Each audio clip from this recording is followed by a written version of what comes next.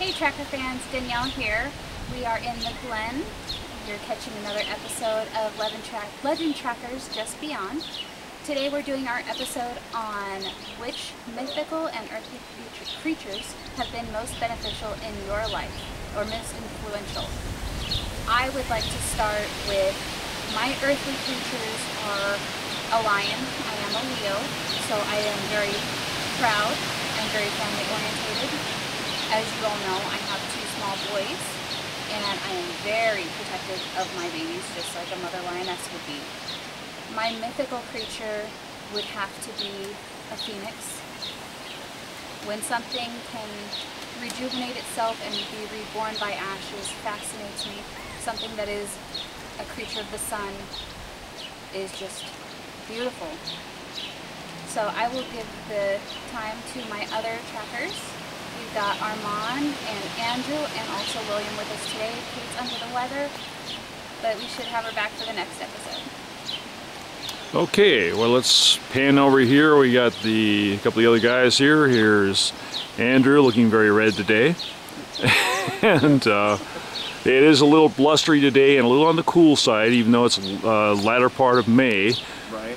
But that's the way Reno is. But why don't you expand on what she just said as far as what you work with, what's most important to you, exactly. And etc. I'll start with earthly stuff.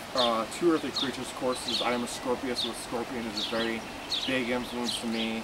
You know, just because you're small in size doesn't mean you don't have a powerful sting behind you. The wolf is a very, very important creature to me. You know, very lone but very ambitious. Still very family oriented in a lot of ways.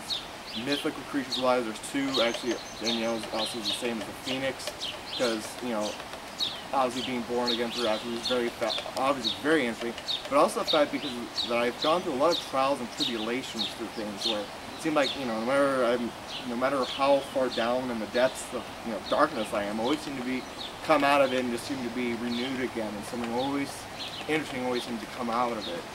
That's one of them. The other one is, of course, and always will be, the dragon. The dragon is one of the most mythical and spiritual and majestic creatures in the universe. You know, I have a Montal and a Tika. Tika is, you know, one of your protectors of your house.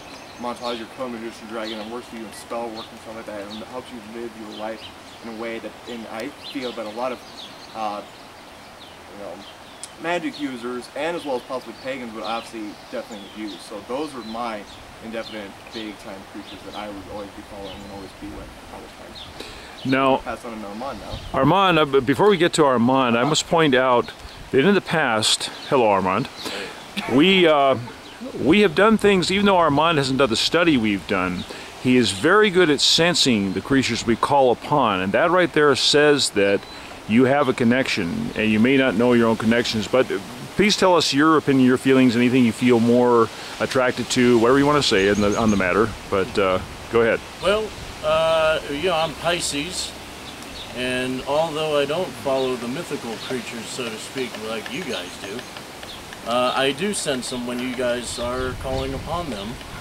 for protection or what have you. But, you know, my thing is, since I'm Pisces and the astrological things, I kind of go that way, as far as the astrological signs, what the planets are aligned with, what stars and whatnot. I don't look at it all the time, but I will refer back to it if something is definitely, you know, I'm trying to figure out why, for what certain reasons that happened that day, then I'll refer back to it in my astrological, the astronomy of it all. So, you know, but yeah, you know, I follow you guys. I try to kind of pinpoint what you all are calling upon and feeling at that same time. Like I said before, it goes back with our investigating.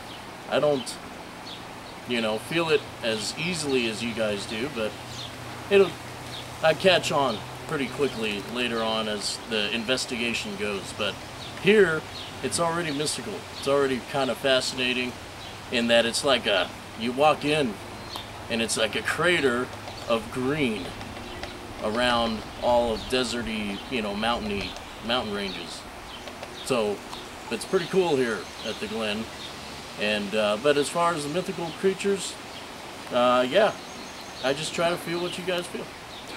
Well, I should point out something what you just said about the feeling, how it changed when you come down here. There are a couple of vortexes here which you go through, and one of them is when you actually cross into up by the logs up there, when you actually cross into this part of it where I leave the offerings. Is definitely there, and the offering place itself is also a portal, which I've seen physically. So now, as long as we're talking about this, maybe we'll pan back here just a little bit. You mentioned, Danielle, about the phoenix, and the phoenix is one of my favorite creatures also, and that's one of the ones that came in first out here was the phoenix that I called on first, and it always shows. I think that most of people out there into this know that you can't command any of these creatures. You can invite them, but whether or not they show is up to them. I've never had them fail to come, but again, it's their decision to show whether or not they show or not. I am very connected to mythical creatures. I don't even like to use that term mythical. I would more prefer, because you know, that means the chance they don't exist. I know they exist, but I am very, very close to the dragons. The phoenix, the unicorn are all ones that are very important to me. I am very, very much attracted to the little people, to all manner of fairy people. And I know I've been sharply criticized for this belief before, but this area here is full of them. And again, they will only show themselves when they want to. And those are ones that, if you call on them, they may be here, but you won't see them unless they want you to. And I have seen them, but it's always when I'm not expecting to. So I know they're out there, and I never get tired. This is my favorite aspect of what we do as far as our belief system, as far as our pagan wicked beliefs, is connections with these otherworldly creatures that live in both worlds. That is my favorite thing to do. I just love the communication. So. I just wanted to point this out, you notice when we started talking about how, what we believe in, how strong it is, especially to the Glen here tonight, you notice the sun started to come out and just really shine right here in this spot. It was dark and misty, probably a few minutes ago, and you notice we started talking about that, just the energy around it, just sort of span, just grow really vast, and just the sunlight came out. I just think that it's wonderful. And correct me if I'm wrong, but doesn't it feel as though we start talking and it's like the wind is answering us? Kind of the way it suddenly comes up and in there, it's almost like an answer on the wind. Yeah. That's the way I feel. Particularly when Danielle started talking and everything, and initially started to introduce, we had a big wind come up, like, responding to what we was doing. But we definitely get the responses, that's for sure. Absolutely. So, but she may have to do the intro again. No, I don't think so. Because it was so windy we couldn't hear. No, this has got good sound. I think we're okay. But let's pan back a little bit. But hey, very, very awesome place, I think. I wouldn't mind coming back here once a week and just feeling what you feel here. You have to be here to feel it for yourselves. This is an incredible place in the sense too. If you ever come here just before the sun rises, there's a lot of indigenous birds to just this area. And I'll give you a good example. There's a lot of great horned owls here. And this is one of the places where you can see them even during the daytime, even though they're a nocturnal animal. You can see the great horned owls here. There's a lot of woodpeckers and other kinds of creatures, and just in this area. Ones that you wouldn't normally see up abroad. And this is an area that I'm very protective of, because I am just so afraid of someone vandalizing this area. Some idiot starting a fire here or defacing the trees, and that's why I don't ever want to be specific about what this place is. And we're very fortunate to have it here, and it's a very special place. And there's always, I don't even want to find, it even makes me mad when I find an empty beer bottle here. I mean, someone's disrespecting this place.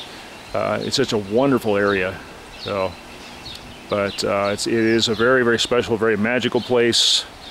Yeah, and when you mentioned, very kind of selective of, what you tell people. I think I've only told maybe 2 people total out of all the people I've known that have always even had any type of slight agreement with me, and any type of interesting subject we talk about. Like I said, I'm only very, I guess I'm seclusive, I guess I want to say, just to this area, because like I said, what Ahmad said kind of earlier, it's like a magical oasis.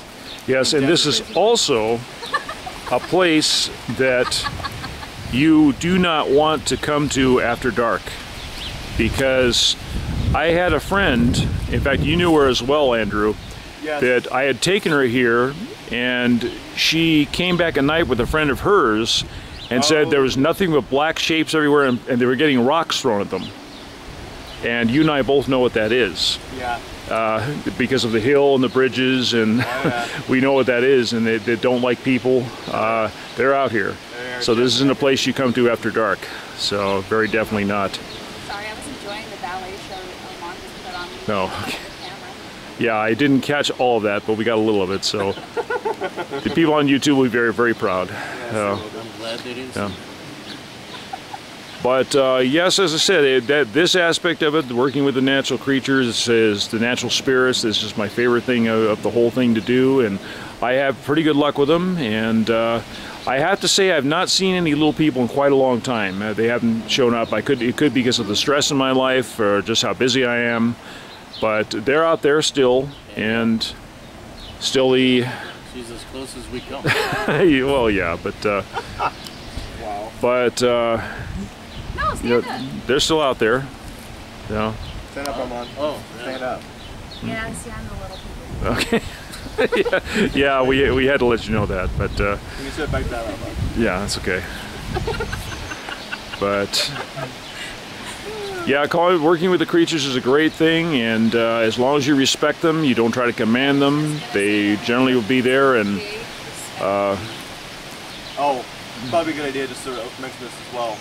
So I know you talked about it before. You mentioned about the fays, the fairy people and stuff like that. The biggest thing is that if you want to stay in a good relationship with them, you never ever want to do one of two things. Ever mock them, make fun of them, joke about them, and also you never want to try to disturb any area. exactly, leave all natural areas. In fact, you know, I think, if I'm not mistaken, speaking of such, I think this tree just broke recently. Right there. This right here, I think, is a recent break, because it used to be more of an arch here, and I think that break, maybe from the wind or something, perhaps age, I think that's new. So that's sad, because this is such a beautiful day. I refer to this as the Royal Archway, because of the way it looks to me, and I just get feelings from what it's used for by the Fae. Another thing, mentioning the Fae are the human-sized fairies, and they are very much like you saw in Lord of the Rings, because it said that J.R.R. Tolkien met the fairies in the foxholes of the World War I, and he got the idea, and he got those looks and things from actual Fae that he knew about. The Fae are the most respected in the fairy realm. They're human-sized, and it is said that if you ever offend a Fae, the fairies will have nothing to do with you ever again. The whole fairy world. You may still see them and everything, but they will never interact with you again if you ever offend a Fae. So it's a very touchy subject. If you want to get involved, that's fine, but you have to be very careful when you get involved and what you do, and their feelings are hurt very easily, and they certainly let you know it. So, but so if you want to get into that, as I said, you better do your homework, better do your study. But they're definitely here. I feel them all the time. They're all around us. They're here now. So, you know, one of the greatest things you can do for them is to believe in them. So, it just empowers them that much more. So they would probably show up in like some sort of intense situation, more so than just, excavating the grounds like we are now. The people who have the most knowledge of them say that, believe it or not, you can do all kinds of festivals and rituals for them, and they will be there when you do those things in their honor, but you probably won't see them.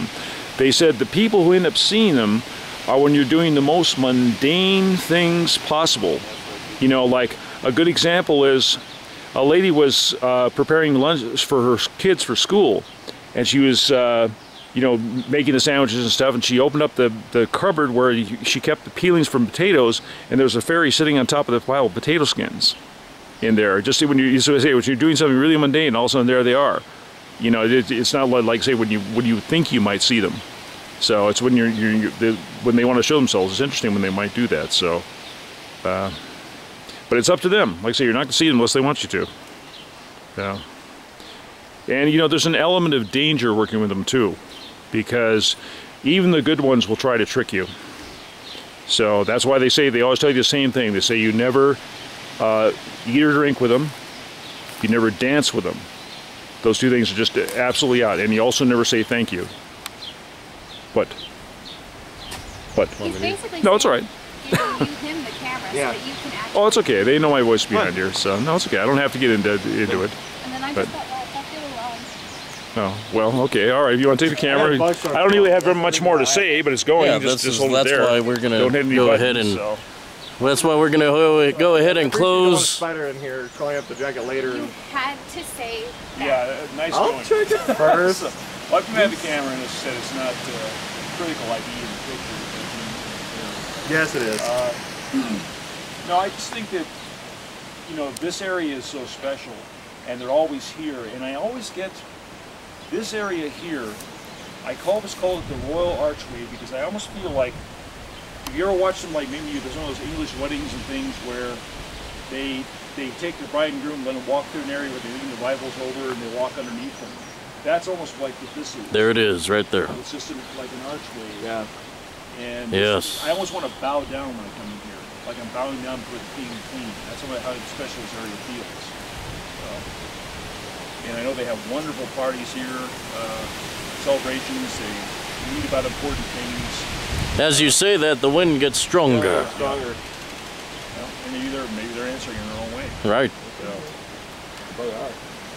but you know what we might do just for the heck of it? I can't guarantee anything will happen. Let's ask them to give us a physical sign. Okay? I mean, we know you guys are here. We don't doubt that for a second. There's not questioning that at all. But it would be nice if you could do this for us. Like I say, and only if you wish to do it. Could you maybe drop something here that's significant, or you know, something that just really shows that you're there? I mean, I have no doubt you're there. But if you do that, can you make a branch fall down from the tree, not hurt anyone, but something that we can see that's significant? Do that. If you would do that, that would be very nice. I'm not questioning your existence for a second, but it would just be nice if we could do that. And is the wind stopping? Yeah, it is now. It's quieting down. The wind's quieting down. It's here. Got very still. It's the calmest it's been. Yeah. That's okay. Yeah.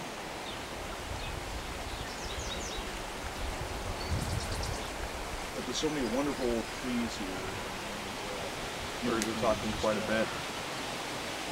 You know, in fact, that friend I brought down here, she was drunk when I brought her, and when she got down here, she was sober. I'd say it was sobered up when she got here. And it's not And that she was Native American. So, And you know, when you're down here as well, it feels like it's a sense of just healing here as well. Just but healing, it's like healing energy here. Well, I'm native too. It's funny you bring that up, Apache, and so yeah. I mean that might, for me, that's more of a spiritual thing than any mythical thing, I guess. But like you said, you don't want to call them that because they're real. So yes. you know, Yeah. Well, maybe that's not the proper term. the Native Americans,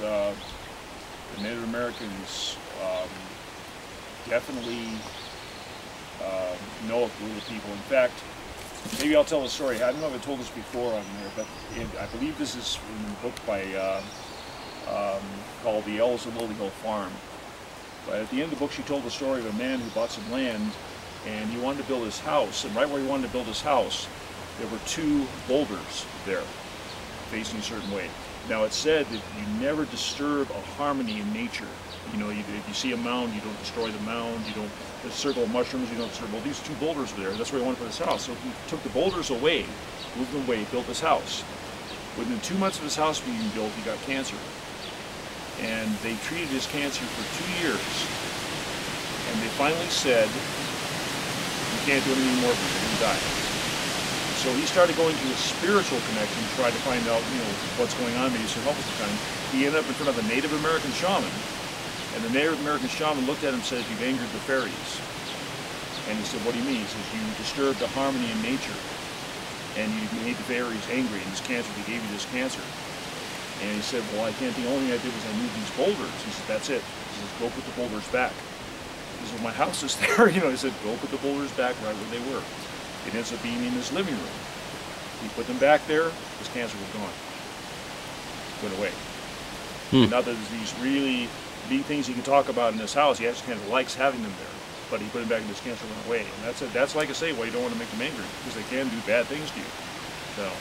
And that goes with what we've, that story goes with what we've discovered at many a cemetery and, you know, old grounds, and anywhere we go, we see a pile of rocks. You might be disturbing. A good example is that stone that's over here. I've shown you the fairy stone before. It has all all the yeah, holes in it. on our walk out of here, Never in a million years would I move that stone. There's no way would I move that stone. It's just too special. Well, it's got to stay right where it is. So, the same way here, and that's I hate to see this happening in this area. Things like this happening, but this could just be nature doing it. That's not a man. Well, hopefully it is. Yeah. Right. Hopefully, just nature. But I say this area is very, very special, and I love it here. I get a tremendous peace working here. And they have yet shown to me with my physical eyes, but I've seen them elsewhere in dream states and other states and waking states, which I understand probably other people don't, because they always say, "Oh, you're having a dream." No, it wasn't like that. But that's okay. You believe what you want. So I know. Which goes with our last segment. Yes. Right. But anyway, that's all I have to say on the manor. Like I say, we're in this area, and we call it the Fairy Glen. What's up? It's a very secret area. Anybody else have anything to add? Anybody? You know, I just truly just love this place because this is like a home away from home in a sense. It's a place to gather your thoughts, you know, being a place of healing in a sense, and connect with their world and connect with nature and its harmony basically. And this is like one of the best places you could ever find. And I really hope, and you know what, I'm going to mention this now actually, that I think that every time we come here, we should always not only give an offering like we always do, we should always try to do like some type of I'm going to say protection, I guess some say. I'll let William iterate on that one a little bit. What's that? Just thinking about maybe do something in terms of like, offering protection or something. Because you don't want this place to burn down or get totally destroyed or anything like that. So well, it's a matter of... To be honest with you, I think there is a form of protection here. I'm thinking so. But I think one of the best protections we can do is just keep it a secret. Yeah. Because I'm never going to openly say where this place is. And I mean, we have all kinds of people who know it but don't know for what it is. And that's the best way we can protect it. The best thing we can personally do for it is just keep it under wraps the way we do. So this is what I intend to do. And I only bring very certain people down here. I won't bring just any Joe down here. So. There's only been like, I don't know, there's not even been a dozen of us that's been down here. There's been very few of us. No, I don't think that anyone's going to come down here with respect. They're not coming down here. Yeah. So that's all there's to it. This place is just it's sacred in a sense. Definitely. It's just wondrous. It definitely has that sense of calm and peace. Absolutely.